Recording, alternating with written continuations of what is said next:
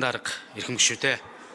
Монгол Улсын үндсэн хуулийн оршил хэсэгт Монголын ард түмэн бид улсынхаа тусгаар тогтнол бүр эрхт байдлыг баттган бэхжүүлж, хүний эрх хичээл, шударга ёс, үндэсний эв нийтлийг эрхэмлэн дээдэлж, төрт ёс, түүх соёлынхоо уламжлалыг нандинан өвлөж, хүн төрөлхтний соёл иргэншлийн олдыг хүндэтгэж, эх орноо хүмүүнлэг иргэний арчсан нийгэм зохицлон хөгжүүлэхийг эрхэм зорилго болгоно.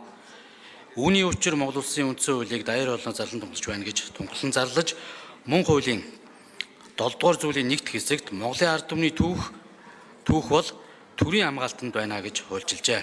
Үндэсний их баяр наадам нь Монгол Улсын тусгаар тогтвол, бүрийн эрхт байдал, үндэсний эв нэгдэл, төрч ёс, түүх соёл, өв уламжлал, зан заншлыг бэлэгдсэн үндэсний уламжлалт баяр өгөөд 2003 оны 6 дугаар сарын 19-ны өдөр баталсан үндэсний их баяр наадмын тухай хуулиар баяр наадмыг зохион байгуулах харилцааг хуульчлан зохицуулж байна. Үндэсний их баяр наадмын тухай хуулийг 2022 онд шинжилэн хариулсан бөгөөд үндэсний их баяр наадмын хүрээнд үндэсний бүхийн барилдаан, сурын гарваа, үндэсний хурдан морины уралдаан, шагаан арвааг зохион байгуулж байгаа бөгөөд үндэсний их баяр наадмын тухай хуулийн 9-ийн нэгд хэсэгт улсын баяр наадам 10 жил тутам их Монгол улс байгуулагдсны болон ардын үсгийн тэгшоог давхцуулан 1024 бүх, бусад баяр наадам 512 бүх барилдана гэж заасан.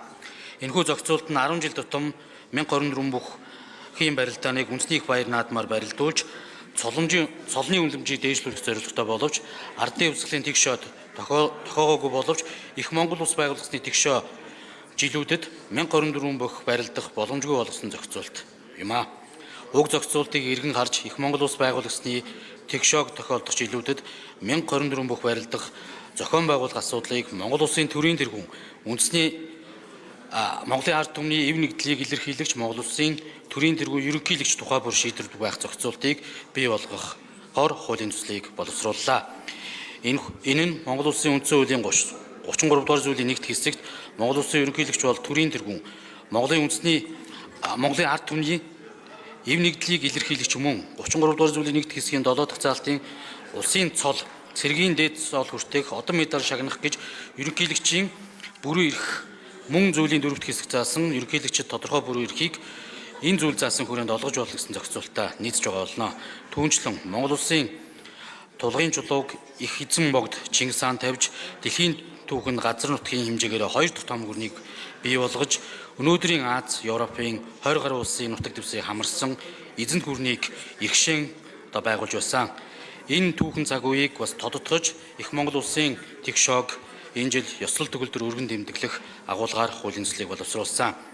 Үндэсний их баяр наадмын тухай хуулийн 9 дахь хэсэгт бүх цэргийн баяр наадмыг жилд нэг удаа засгийн газрын шийдвэрээр 256 хүртэлх бүх барилдуулахаар зохион байгуулж болно. 6 давсан бөгөөд цэргийн арцах цаг олгоно гэж заасан бөгөөд мөн зүйлийн 9 давх хэсэгт аймгийн наадам 6 давсан бөгөөд аймгийн арцах зол олгох асуудал орхигдсон байгааг нэмж оруулах шаардлагатай байна. Түүнчлэн үндэсний бүхийн спортоор хичээж буй хүүхд залуучийн тоо тогтмол өсөж байгаа бөгөөд аймгийн баяр наадамд 16 нас хүрсэн 128 хүртэлх бүх, аймгийн тэгшоогоор баяр наадамд 256 хүртэлх бүх, сумын наадамд 64 хүртэлх бүх барилдгаар хуульчилсан байдаг. Энэхүү барилд бүхийн тоог багаар тогтоосон нь үндэсний бүхийн спортоор хичээж буй хүүхд залуучууд үндэсний их баяр наадмаар бүртгүүлж чадахгүй үлдэх, хасагдах, бүртгэл дагсан авилгал ашиг сонирхол, талцал, ялгуурл гарах зэрэг шалтгаан болж байна. Иймд энэхүү хуулийн төслийг дээрх алдааг зассан хуулийн зохицуултыг мөн тусгалаа. Үндэсний их баяр наадмын тухай хуулийн шинжлэх найруулгыг дагаж мөрдөгч журмын хуульд нэмэлт өөрчлөлт оруулах хуулийн төслийг мөн боловсруулсан болно.